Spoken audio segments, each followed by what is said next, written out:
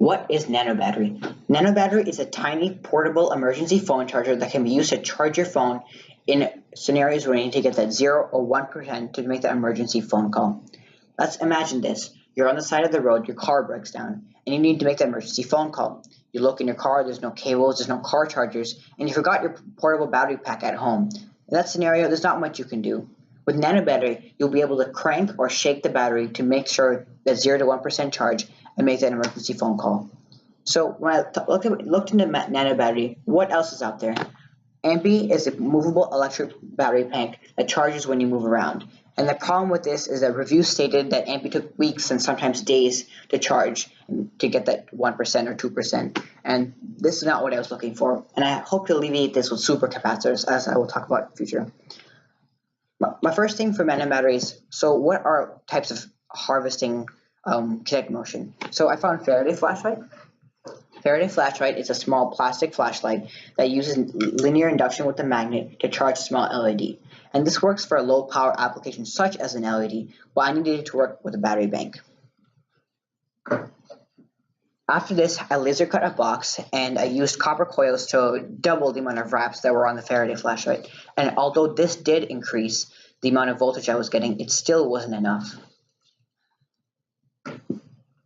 After the laser cut box, I found PVC tube and wrapped it with 2 different types of copper wire. This greatly increased the voltage and is the best example of a shaking flashlight I have now. The problem with this is it's currently too long, but the strength of the neodymium magnets inside really increased the power and it performs a lot better than those last 2 examples. So how did I get the power from this to my DC power bank? What I did is I found a rectifier. This is just a simple AC to DC rectifier that transforms the voltage of alternating current to DC. After that, the DC current goes into these 2 boost converters that translate the energy into smooth 5 volts so your phone can use them. These are just from old portable battery banks that I opened up to take apart. Here is a simple lithium-ion battery that's used nowadays. Although it does hold charge, it takes a long time to charge them up for use, and they're quite big. So here it is. Here are some supercapacitors.